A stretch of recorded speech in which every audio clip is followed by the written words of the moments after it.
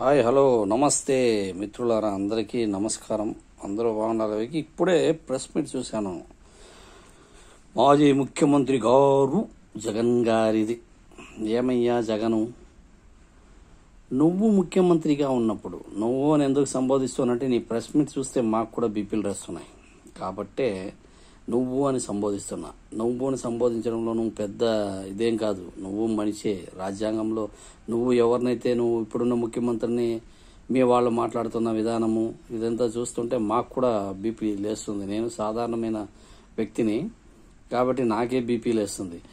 ఏరా, మీరు అధికారంలో ఉన్నప్పుడు ఉన్నది ప్రజాస్వామ్యం కాదా?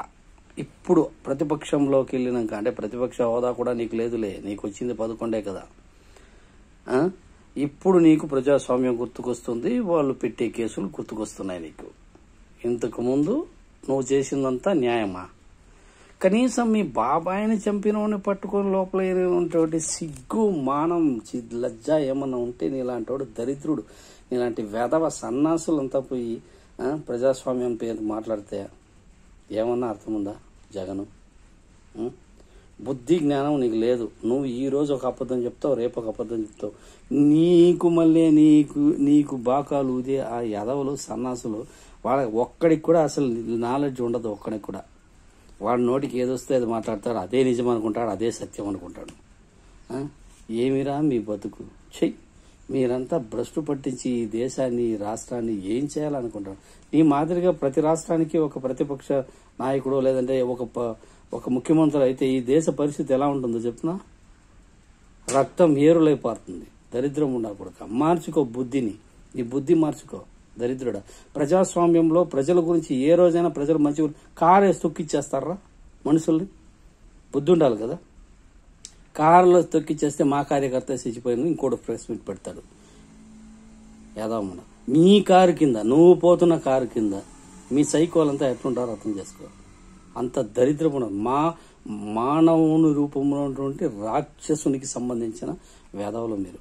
మీకు మళ్ళీ ఓట్లేసి నిన్ను మళ్ళీ ముఖ్యమంత్రిని చేస్తే నువ్వేం చేయబోతావని ఆల్రెడీ జనానికి తెలుసు.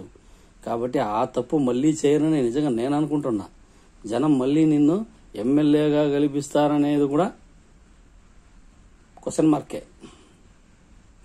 ఎందుకంటే మీ జాతి రత్నాలు కొన్ని ఉంటాయి. ఆ జాతి రత్నాలు ఎవడైనా చూడి వెనకాల ఒక తోక ఉంటుంది, వాడికి ఆ తోకగాడే మాట్లాడతాడు, మిగతా వాళ్ళు ఎవరు మాట్లాడరు.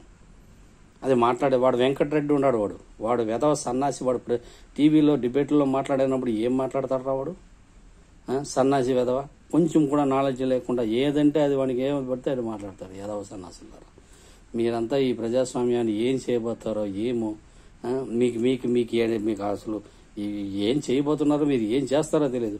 మీకు అధికారం ఉన్నప్పుడు మంచి చేయలేదు, మీరు ప్రతిపక్షంలో ఉన్నప్పుడు ప్రజల గురించి మాట్లాడడం లేదు. ప్రజలు తొక్కించుంటూ వెళ్ళిపోతున్నారు. వాడున్నాడు చూడు, తమ్మినేని సీతారామన్ యదవముండా కొడుకు వాడు స్పీకర్ గారు కూడా చేసినాడు. వాడు జగన్ రథన చక్రాలు రే దరిద్రముండా కొడక. వాడి వయసు ఎంత, నీ వయసు ఎంత? సన్నాసి.